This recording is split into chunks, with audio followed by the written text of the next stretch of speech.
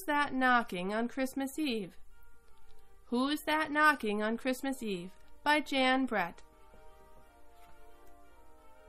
High above the Arctic Circle, in the land of ice and snow, the northern lights shimmer in the night like a curtain of color hanging from the sky. The air is so crisp and clear in this northern place that one Christmas Eve long ago, a boy from Finnmark, on his way to Oslo with his ice bear, could see smoke curling up from a hut far in the distance. He was cold and hungry, so he headed toward it.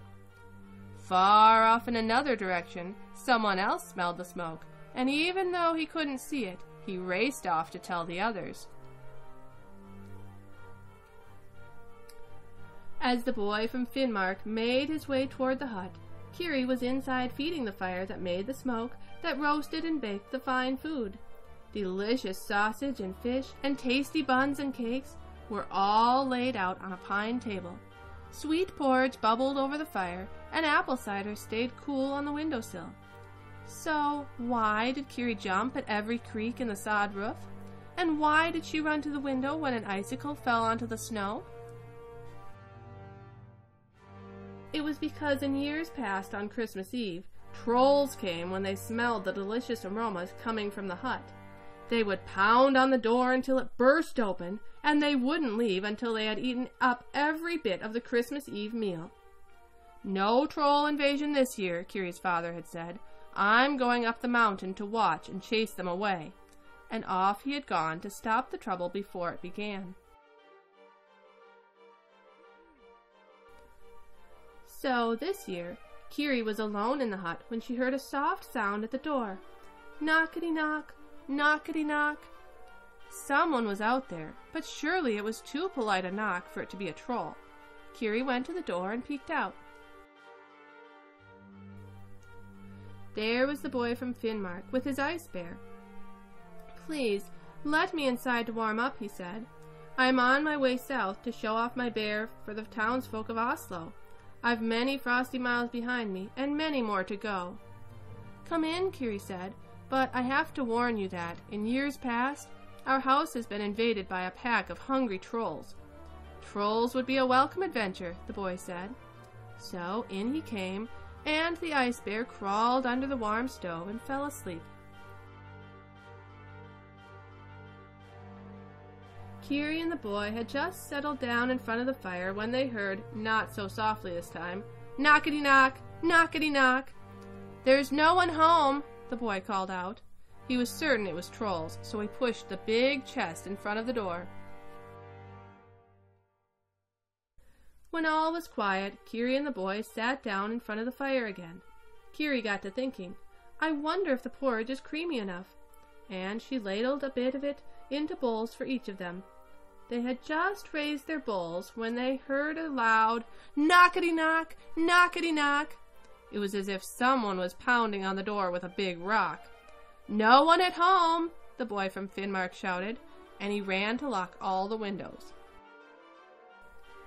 It was quiet again, but the delicious smells wafted around the hut. Kiri got to thinking, "Is the sausage salty enough?" She took a piece for herself and gave one to the boy.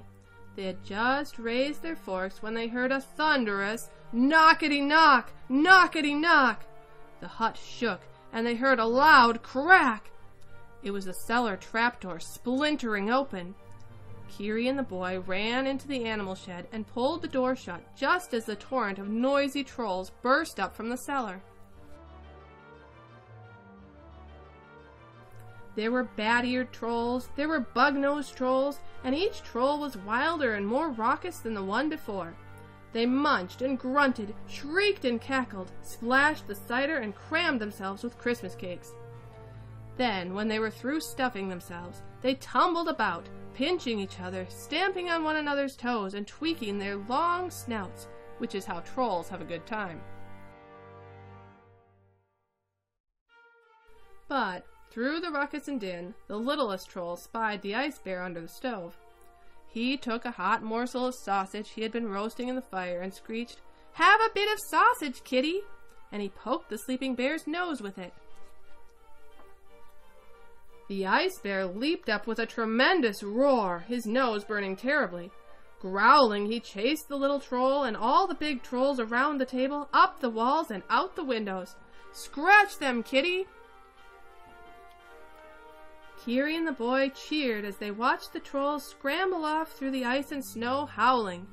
Up on the hill, Kiri's father heard the shouts, so he raced down on his skis.